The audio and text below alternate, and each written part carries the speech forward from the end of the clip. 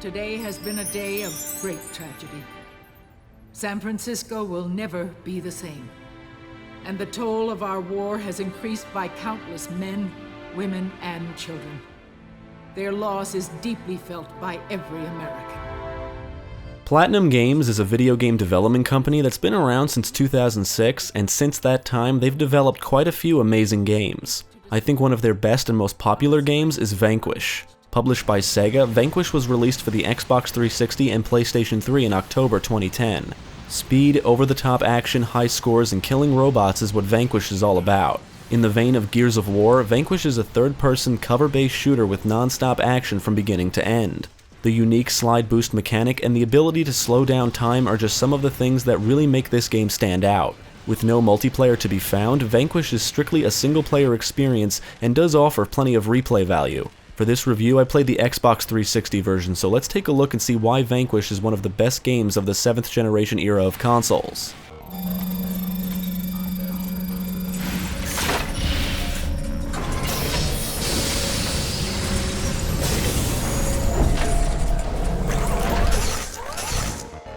As soon as you start the story mode, you have the option to complete or skip the tutorial. I'd actually recommend you play through it since mastering the controls and understanding how things work will be really helpful. After the tutorial, the story begins and you're greeted with a cutscene showing the Russian military using some form of artillery array to wipe out San Francisco. The Russians then threaten to destroy New York City, and a war breaks out between America and Russian robots. Yes, most of the enemies you face in this game are robots. You play as Sam Gideon, a chain-smoking DARPA operative sent in to aid the Marines in the war against the robots. Sam is equipped with the highly advanced AR suit, which stands for Augmented Reaction Suit. Wearing the suit enables Sam to withstand some enemy gunfire, boost around the environments at high speed, and enter AR mode, which slows down time. However, doing these things for too long will cause the suit to overheat, including taking too much damage.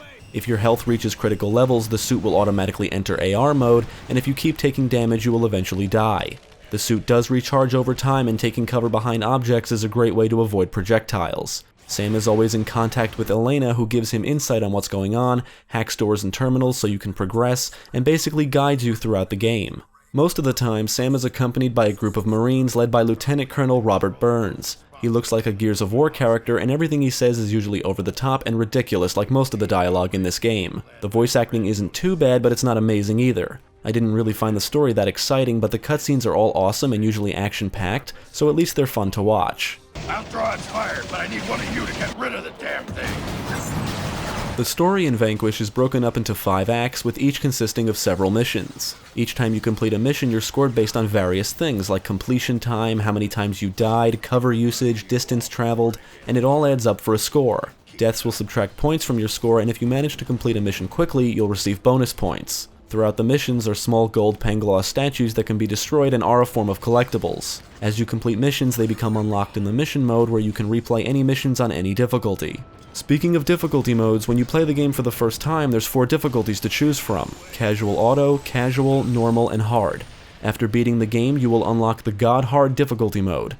After completing entire acts, you unlock Vanquish Tactical Challenges, which are round-based events where you need to defeat waves of enemies. If you die during a challenge, you'll need to restart it from the beginning, and you're scored based on how long it takes you to complete it.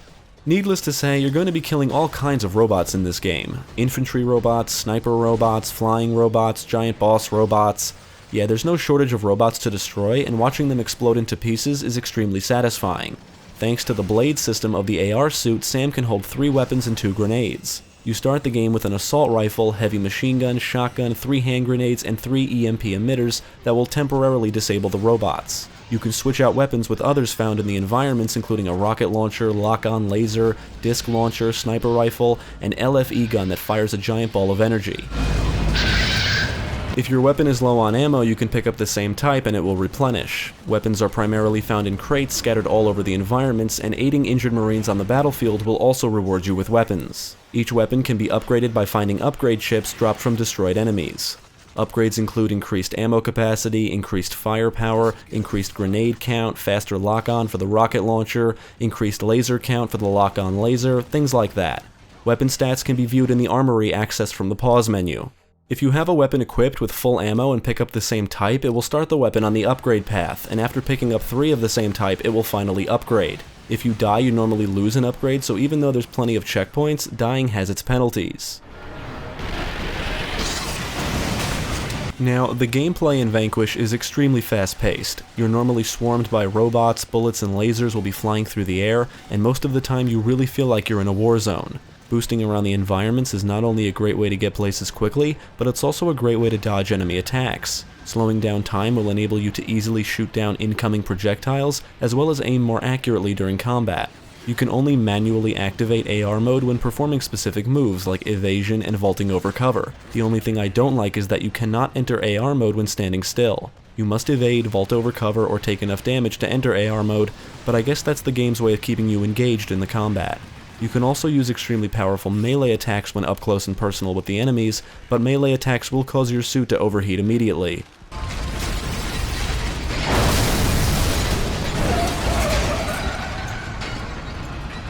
The environments are linear, and most missions have you moving from point A to B while killing enemies. Sometimes you'll have a unique objective like defending transports, assaulting bunkers, and destroying artillery. Many missions have boss battles which are normally giant robots or smaller types that can transform, move quickly, or fly around. Many of the bosses have attacks that can kill you relatively quick, so keeping your eyes on the boss and what's going on is always a must. There are several standout sequences that are really awesome, like riding in a high-speed train car as you fend off enemies. A similar sequence has you riding in a train car with automatic turrets, running across a highway that's collapsing, and of course, dancing robots.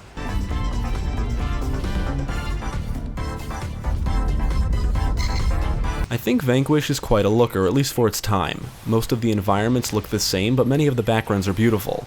Not only that, but things like debris and smoke in the air, rubble and destroyed buildings, and watching robot heads explode make everywhere you go feel like a battlefield.